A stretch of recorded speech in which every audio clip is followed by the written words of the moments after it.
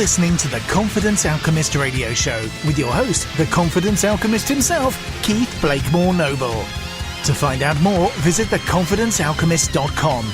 But not before you've listened to this episode of the Confidence Alchemist radio show.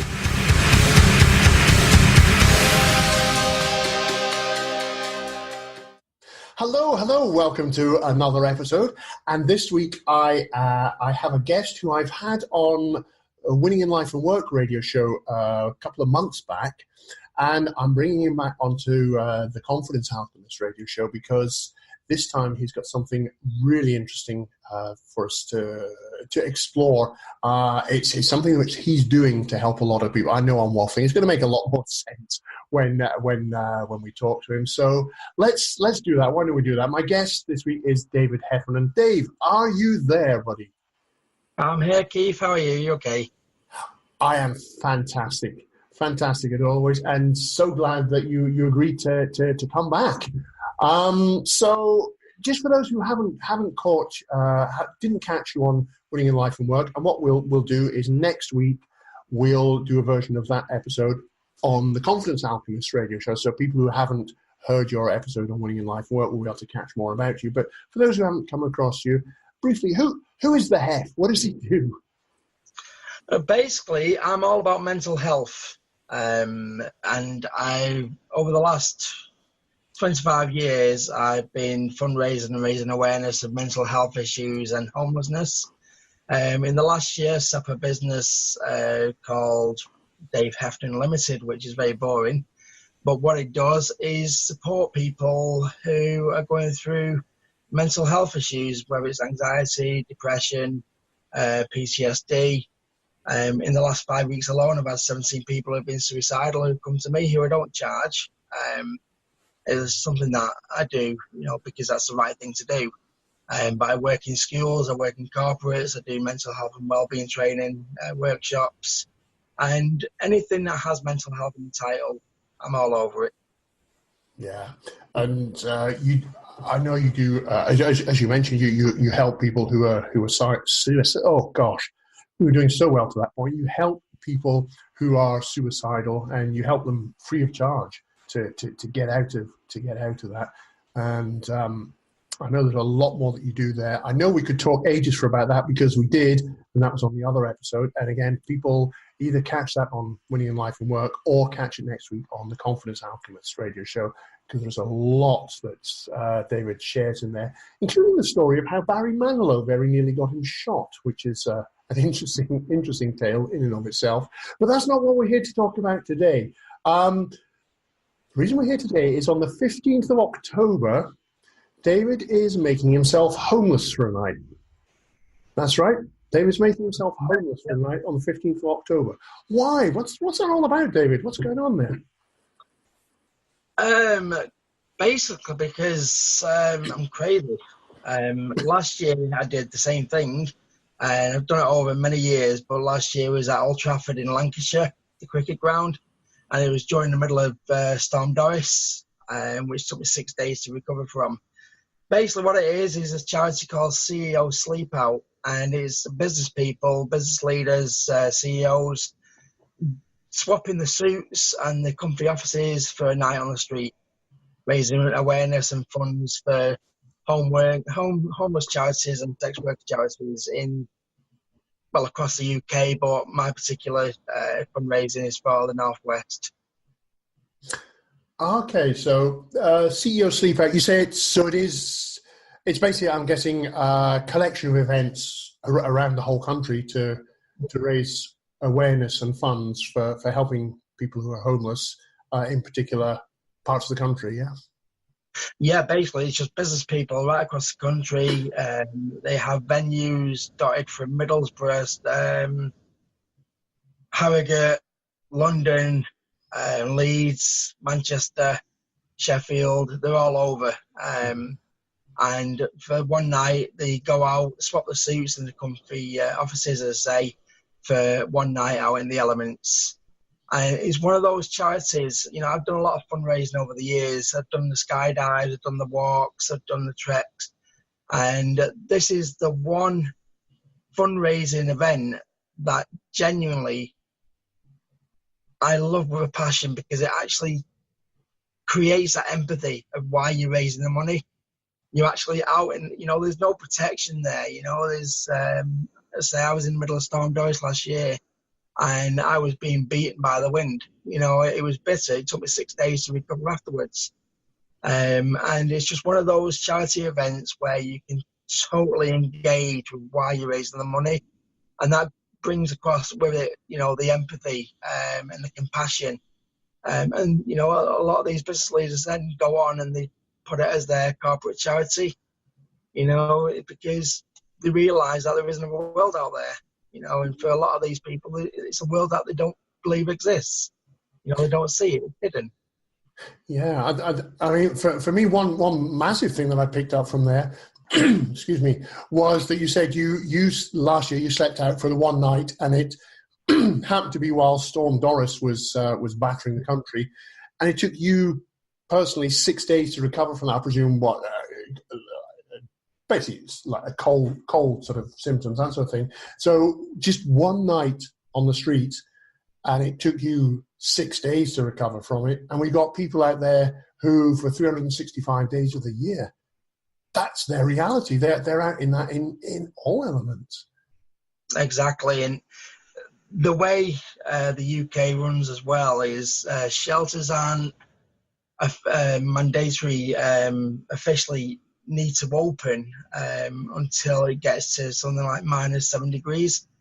It's a ridiculous figure. And we've been given the worst weather outlook for the next 4 months, filled with snow and freezing temperatures. And unfortunately, councils aren't obliged to open the shelters until they get to a minimum temperature. So there's, suicide is huge within the homeless community. You're 9 times more likely to commit suicide whilst homeless than you are as somebody who's housed. The figures are frightening. Then you've obviously got the issues with drugs and spice at the moment in Manchester, especially. Spice is one of the biggest killers, and also drink. But they do it to numb the pain, both emotional and physical. And it's a horrible. I've been in that world, so I understand 100%, and this is why I've dedicated my life to raising awareness and funds for homeless charities. But we don't seem to be empathising as a whole, as a country. Councils are putting spikes on benches and the evicting tent cities, and a lot of people talk a good game, but they don't actually follow it up. And I believe that's what a lot of councils do. They say, oh yeah, we're big on homelessness, but they just want to try and get it behind the scenes rather than out in the public face. Or even shifted along so it becomes some other council's responsibility. Exactly. One perfect example was the royal wedding. In Warwickshire, they had the council for weeks beforehand getting rid of any sign of homelessness.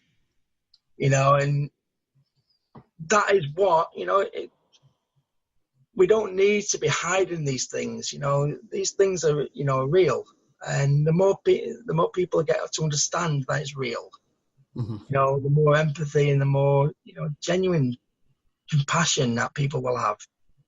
But, it's very upsetting. It's upsetting to me that we're still living in a world where we've got people on the street. Yeah, and so you say, sorry, excuse me. So councils have a legal obligation to open shelters, but only if it's below -7. So it can be like massive blizzards, howling gales, -6 degrees, the kind of weather where nobody's going to want to be out in that. And the council would still have no obligation to open shelters for the homelessness because it's not below -7. Yeah. Give or take a couple of degrees. I've not got the exact figure on me. It changes every year, but it's in the low minuses, which is ludicrous because unfortunately people die on the street that we don't even know are dying. You know what I mean? Because it's so hidden. Yeah. Once people try and get out into the open, they get pushed back into the underground again. And that's where the vulnerabilities happen. That's where, people get beaten up and, young girls are used for prostitution and whatever it is. Once it's underground, then the underground network can use them and abuse them as they wish. We need it more open. We need to see the reality of what's happening out on the street, so these people get the help they deserve. Last year I raised, in total, we raised £64,000 for the one night for Manchester alone. And one of the charities that benefited was an organisation called MASH, which is Manchester Action for Sexual Health. And we funded for a whole year this huge mobile home, which every single night is stationed right in the middle of the red light district in Manchester. And it's somewhere safe for the girls to be able to come and get education, to get, the respect they deserve. They get sanitary equipment if they need it. And it's just that safe space where, they can find somebody that they trust. And when the time's right for them to want to leave, there's somebody there to be able to help them come away. And it's a fantastic charity, and they're right at the coalface every single night. The funding that we've used, has actually just helped them be right front and centre in the middle of the red light district in Manchester every single night of the year, including Christmas. That's why I do it, because these charities, they deserve massive amounts of credit.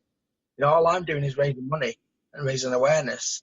I've done that side of things, but these people are out there every single night, giving their all, unsung heroes, but people are alive because of them. Yeah. People have got their life back because of them. Okay, let's talk about homelessness for a few moments, because I know a common thing, a common conception that a lot of people have is, well, nobody has to be homeless. They're only homeless because they're on drink or drugs. If they just clean themselves up, they'll be able to sort out getting a job and getting a home and so on. I'm guessing that's not the reality. Why are people homeless? I guess is the reality is most of the people in the UK are 1 or 2 bills away, unexpected bills away from being homeless. Nurses are going to food banks, so this is hitting the middle classes. It's not just hitting the working classes and the lower classes. This is hitting the middle classes now. And it's just so easy to fall into, it could be a breakup of a marriage. If the man or the woman's not got that support network around them, they could become homeless very, very quickly. And once you're on that street, then, the fear that you experience whilst you're on that street, it is so easy to fall into the trap of taking drink and drugs. If that network is not there to get you out of there quickly, which it isn't, unfortunately, all they're doing at the moment really is trying to be proactive in the fact that, we've got the soup kitchens and the food banks and all that sort of stuff, but there's nobody actually dealing properly with getting them off the street at a very early time. There's people on the streets for several years who are ingrained in that society now, and it's very difficult to get them away from that because that's all they know. And a lot of people pick on those, thinking, well, they don't deserve our help because they don't want to help. But these people, got some incredible psychological trauma, and the mental health is completely shot. They've just been abandoned. So it's very, very easy to fall into that trap of, you hear about ex-servicemen being on the street. There's nobody safe. And if anybody's sitting there thinking, well, I'm safe from it, I've got this, I've got that, you just ask yourself how many people have gone bankrupt because of recession or because of bad business and dealings. Nobody's safe from being homeless. And one thing that's also very rarely talked about is the sofa surfers.